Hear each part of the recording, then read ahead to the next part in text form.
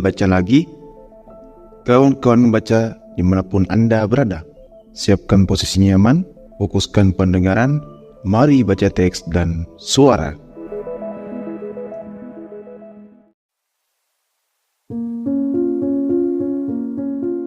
Audio teks by El Baca. Berdasarkan Dunia dan Tokoh Plato. Episode 1, Lahirnya Seorang Filsuf.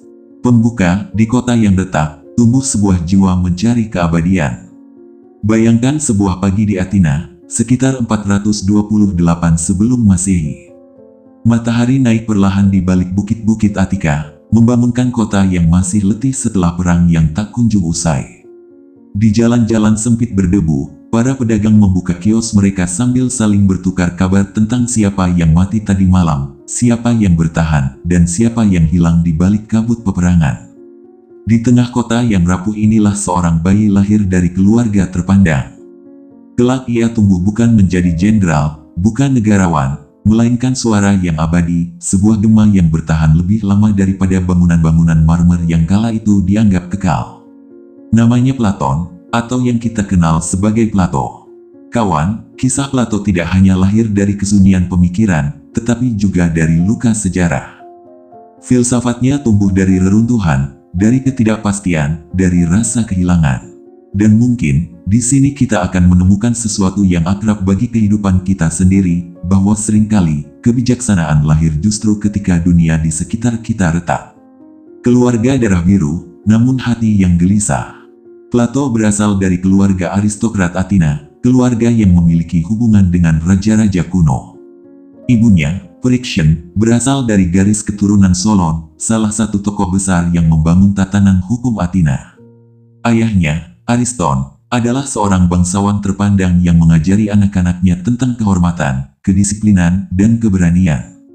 Banyak orang mengira kehidupan keluarga seperti ini penuh kenyamanan. Namun, bagi seorang anak seperti Plato, kenyamanan itu justru menjadi semacam penjara. Ia tumbuh dengan harapan bahwa dirinya kelak akan menjadi pemimpin politik, sebuah jalan yang tidak pernah benar-benar ia inginkan. Dari kecil ia lebih banyak diam, memperhatikan, merenung. Ia pandai berolahraga, menulis puisi, dan menggambar, tetapi ada sesuatu yang selalu menarik perhatiannya, orang-orang yang mempertanyakan segala sesuatu. Di antara semua suara yang ia dengar, ada satu suara yang kelak mengubah hidupnya. Menemukan Sokrates, pertemuan dengan suara kejujuran. Athena pasca perang Peloponnesia adalah kota yang sibuk mencari siapa yang harus disalahkan. Kekalahan dari Sparta membuat banyak bangsawan terpuruk, dan banyak rakyat biasa tenggelam dalam kemiskinan. Di tengah kericuhan itu, seorang lelaki tua berjalan di marketplace Athena, bertanya kepada siapa saja yang ditemuinya. Menurutmu, apa itu keberanian? Bagaimana engkau tahu bahwa sesuatu itu baik? Dan kehidupan yang baik, apakah itu sebuah hadiah atau tugas? Itulah Sokrates. Kawan, bayangkan Plato muda melihat lelaki itu dari kejauhan. Bukan seorang orator tampan atau penyair terkenal. Sokrates buruk rupa, miskin, dan sering dianggap mengganggu kedamaian. Namun ia memiliki sesuatu yang tak dimiliki siapapun, keberanian untuk berkata, "Aku tidak tahu." Dan justru dari ketidaktahuan inilah, Sokrates mampu membuka pintu batin siapapun yang berbicara dengannya. Plato jatuh cinta pada cara Sokrates berpikir, bukan karena kedalaman jawabannya, tetapi kejujurannya dalam mengakui bahwa manusia sebenarnya tidak benar-benar tahu apa-apa. Pertemuan itu menjadi titik balik. Sejak hari itu, Plato memutuskan hidupnya bukan lagi tentang ambisi keluarga. Hidupnya kini tentang mencari kebenaran. Plato menuju dewasa, kota yang retak membentuk hatinya. Athena pada masa muda Plato bukanlah kota yang damai. Ia hidup menyaksikan 1. Wabah penyakit yang menewaskan ribuan orang. 2. Perang saudara antara oligarki dan demokrasi. 3. Kehancuran moral yang membuat rakyat saling mencurigai. 4. Dan ketidaktentuan politik yang membuat banyak pemuda kehilangan arah. Dunia luar penuh kekacauan, sementara dunia batin Plato penuh pertanyaan. Ia mulai menyadari bahwa kehidupan manusia sangat rapuh. Kekuasaan bisa hilang dalam sehari. Kebahagiaan bisa runtuh dalam sekejap. dan reputasi bisa berubah hanya karena rumor. Dari pengalaman inilah benih-benih pemikiran Plato tumbuh, bahwa dunia nyata tidak pernah benar-benar stabil, bahwa yang berubah terlalu mudah tidak mungkin menjadi sumber kebenaran, dan bahwa manusia butuh sesuatu yang lebih dari sekadar kehidupan sehari-hari. Kematian yang mengguncang dunia Plato, pengadilan Sokrates. Kawan, mari kita berhenti sejenak dan tarik napas pelan. Sebab bagian ini adalah titik paling pahit dalam seluruh perjalanan Plato. Tahun 399 sebelum Masehi, Sokrates diadili oleh negara. Tuduhannya merusak generasi muda dan tidak menghormati dewa-dewa kota. Tuduhan yang absurd, tetapi diterima oleh rakyat yang sedang haus akan kambing hitam. Plato menyaksikan gurunya berdiri seorang diri, menghadapi massa yang ingin diamankan oleh kepalsuan. Sokrates tidak membela diri dengan retorika, tidak memohon dibebaskan, tidak mencoba menolak kenyataan. Ia berdiri tegar, dan mengatakan sesuatu yang kelak tersimpan dalam hati Plato selamanya. Hidup yang tidak diperiksa tidak layak dijalani. Plato, yang masih muda dan penuh idealis sebelum Masehi, hancur melihat gurunya dijatuhi hukuman mati. Ketika Sokrates meminum racun hemlock, Plato merasa seakan dunia kehilangan arah. Dan di saat itu pula, sebuah sumpah lahir dalam hatinya, bahwa ia akan melanjutkan perjuangan Sokrates tetapi dengan caranya sendiri. Plato meninggalkan Athena dari luka menjadi perjalanan jiwa.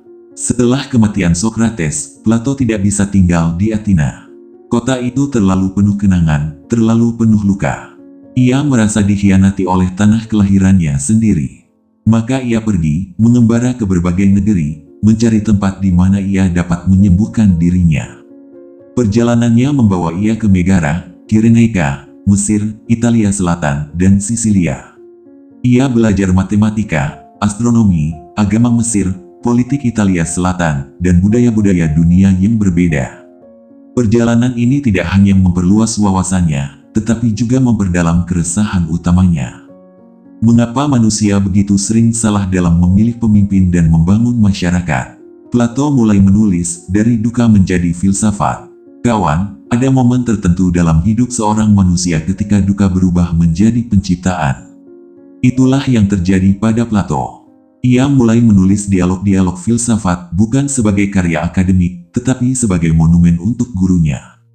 Sokrates menjadi tokoh utama dalam banyak karyanya. Namun, seiring waktu, suara Sokrates dalam tulisannya berubah. Ia menjadi lebih sistematis, lebih terstruktur, dan lebih idealistis. Itulah tanda bahwa Plato pelan-pelan sedang menemukan suaranya sendiri. Penutup episode 1, lahirnya seorang yang akan bertahan selamanya. Kawan, kita tiba di ujung episode pertama. Di sini, Plato telah berubah dari seorang bangsawan muda menjadi seorang pengembara batin. Ia menyaksikan kejatuhan kotanya, kematian gurunya, dan kekacauan dunia.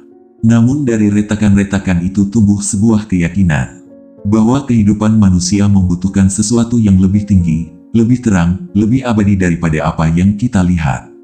Episode kedua nanti akan membawa kita ke pemikiran-pemikiran Plato tentang dunia ide, jiwa manusia, cinta, pendidikan, politik, dan harapan untuk membangun negara yang adil. Jika kawan siap, kita akan masuk ke jantung pemikirannya, tempat di mana dunia yang terlihat dan dunia yang tak terlihat saling bertemu.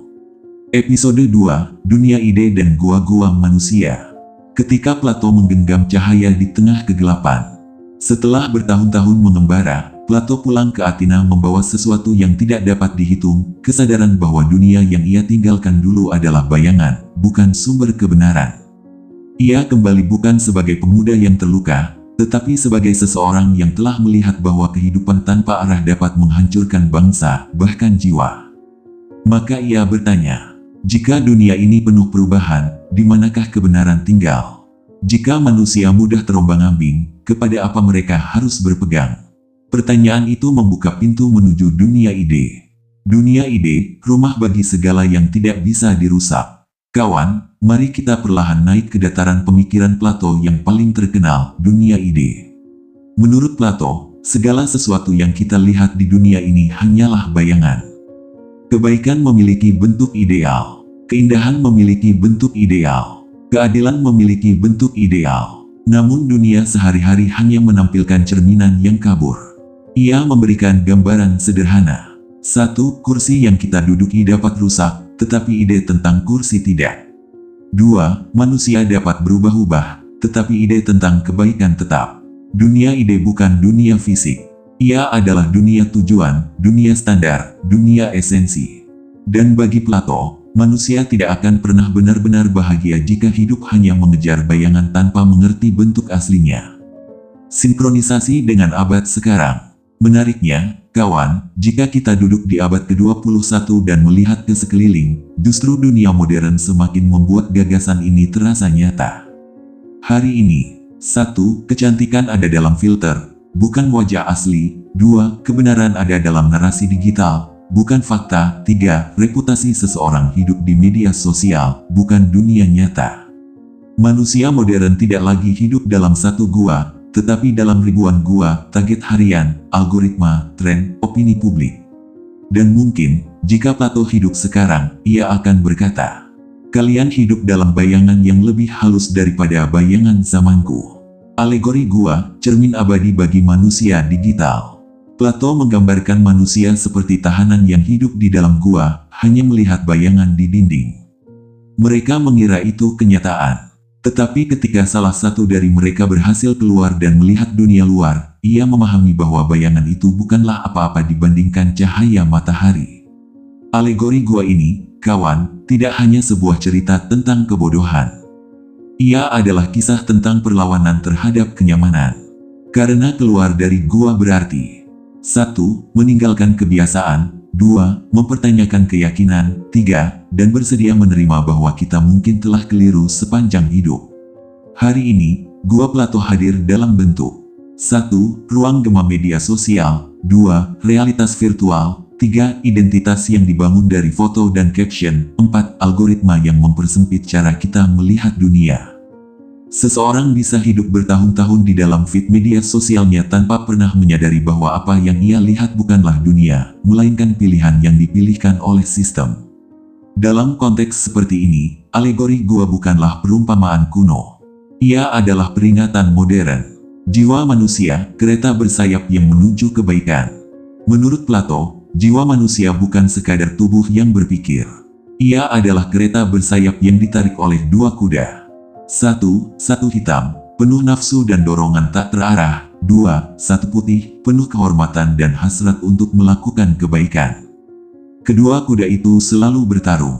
Hidup manusia adalah usaha sang kusir untuk menyeimbangkan keduanya. Di dunia modern, dua kuda itu menjadi 1. Dopamin dari notifikasi, keinginan cepat, godaan instan. 2. Melawan aspirasi menjadi seseorang yang berarti, sabar, luhur. Seorang anak remaja di era digital merasakan tarik ulur itu setiap hari. Begitu pula orang dewasa, bahkan orang tua. Plato ingin kita sadar bahwa manusia bukan hanya tubuh yang bekerja dan tidur, tetapi organisme belum masehi moral yang selalu berjuang menjadi lebih baik. Cinta menurut Plato, jalan naik dari tubuh ke keabadian. Dalam simposium, Plato memberikan salah satu deskripsi cinta paling indah sepanjang sejarah. Menurutnya, cinta adalah tangga yang membawa jiwa naik dari kecantikan tubuh ke kecantikan jiwa, kemudian ke kecantikan akal, hingga akhirnya tiba pada kecantikan itu sendiri, yang tidak berubah, tidak menua, dan tidak dapat dimiliki. Di era sekarang, cinta sering jatuh menjadi 1. Kecocokan foto profil. 2. Chat singkat yang hilang begitu saja. 3. Hubungan instan yang tak sempat mendalam. Tetapi Plato mengingatkan kita, cinta bukan hanya pertemuan dua tubuh, tetapi gerakan jiwa menuju sesuatu yang tak dapat diraba. Di dunia yang serba cepat, pesan ini terasa seperti bisikan lembut yang menenangkan hati. Pendidikan menurut Plato, membentuk karakter, bukan mengisi kepala. Plato percaya bahwa pendidikan bukan sekadar mengisi seseorang dengan pengetahuan, tetapi mengubah arah jiwa manusia, membuatnya menghadap ke cahaya. Ia menolak sistem pendidikan yang hanya fokus pada hafalan atau informasi. Baginya, pendidikan adalah 1. Latihan moral. 2. Pembiasaan diri. 3. Perjalanan batin.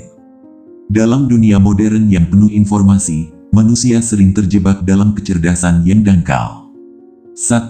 Banyak tahu, tetapi kehilangan arah. 2. Pintar berdebat, tetapi rapuh secara batin. 3. Menguasai data, tetapi tidak mengerti hidup. Plato mengingatkan bahwa kecerdasan tanpa karakter hanya menghasilkan kekacauan. Negara ideal ketika filsuf menjadi pemimpin. Kawan, bagian ini sering disalahpahami.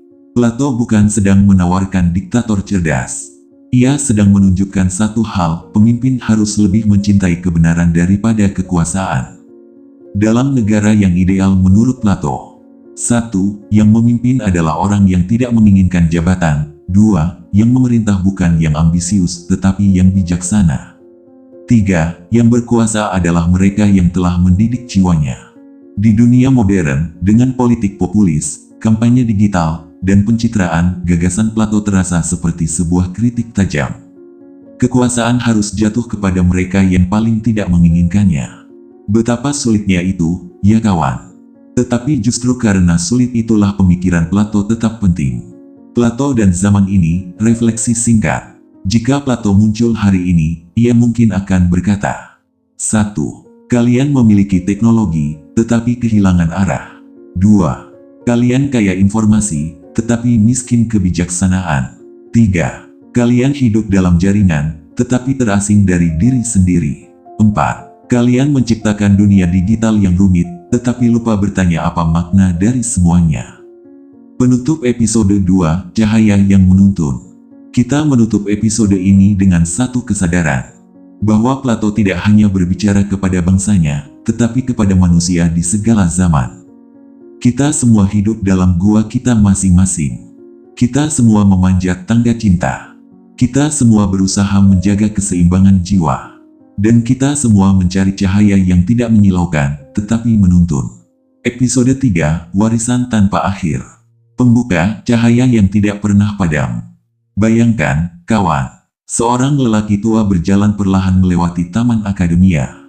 Pohon-pohon zaitun menaungi langkahnya. Angin musim panas membawa suara-suara murid yang sedang berdiskusi.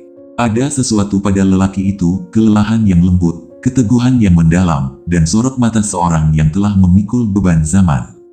Lelaki itu adalah Plato, bukan sebagai pemuda yang kehilangan gurunya, bukan sebagai pengembara yang resah, tetapi sebagai seorang guru besar.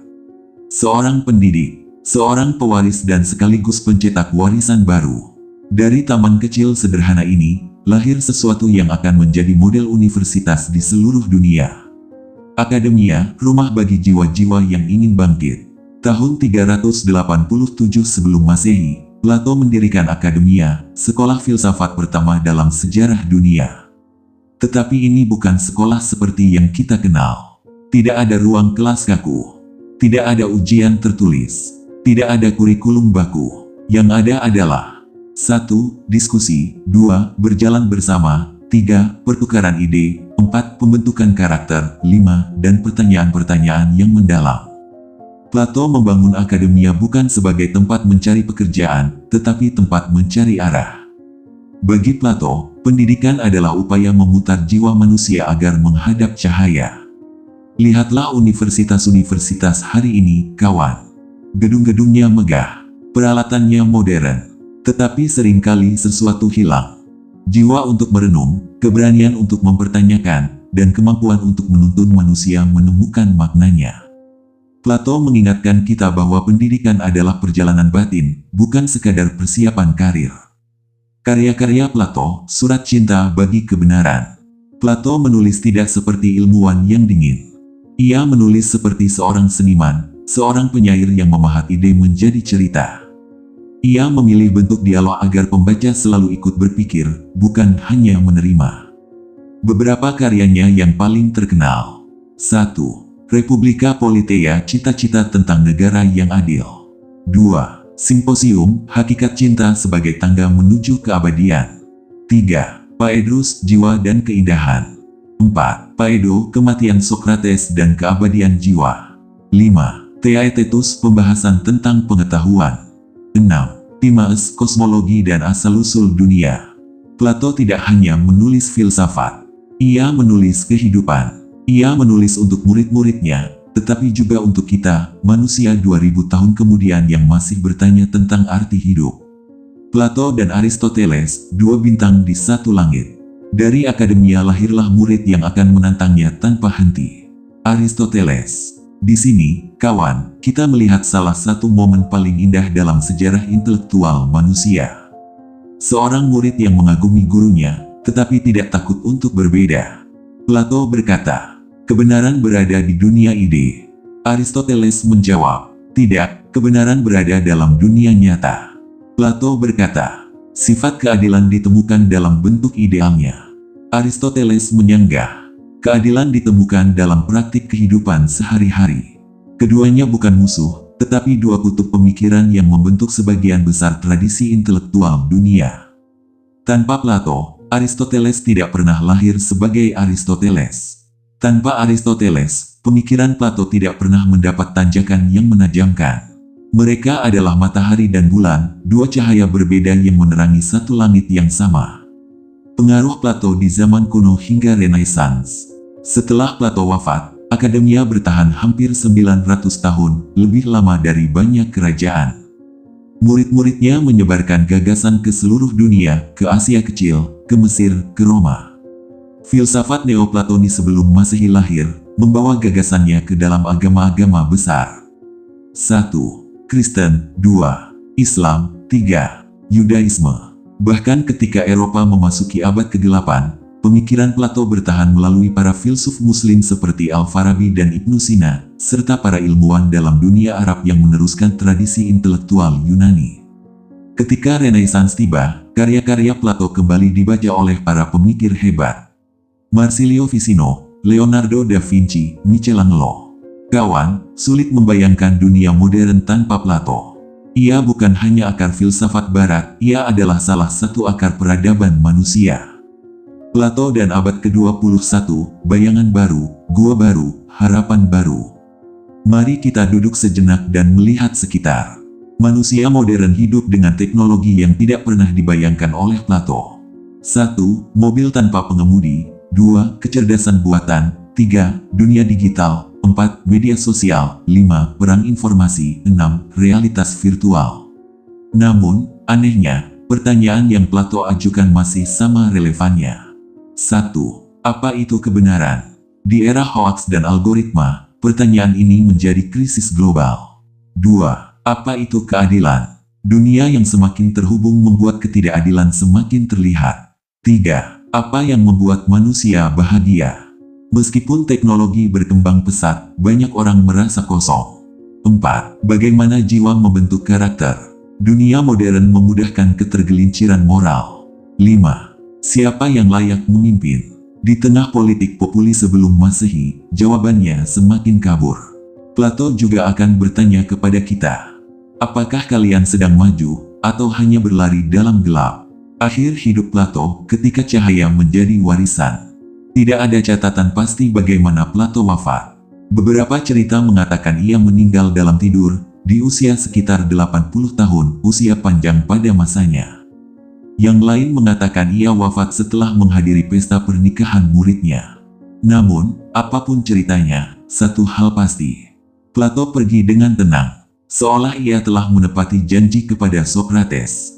Menjaga hidup tetap diperiksa, tetap dipertanyakan, tetap diarahkan pada kebaikan. Akademia terus berjalan. Dialognya terus dibaca. Gagasannya terus diperdebatkan. Dan jejaknya tidak pernah hilang dari pikiran manusia. Penutup besar, cahaya yang menyala di dalam diri kita. Kawan, kita telah menempuh perjalanan menyusuri hidup, pemikiran, dan warisan Plato. Dan pada akhirnya, yang paling penting bukanlah teori-teori rumit itu, tetapi satu ajaran sederhana. Bahwa manusia harus mencari cahaya. Bahwa hidup harus diperiksa. Bahwa jiwa harus diarahkan. Bahwa kebaikan harus dicari tanpa lelah. Plato tidak meminta kita menjadi filsuf besar. Ia hanya meminta kita menjadi manusia yang sungguh-sungguh.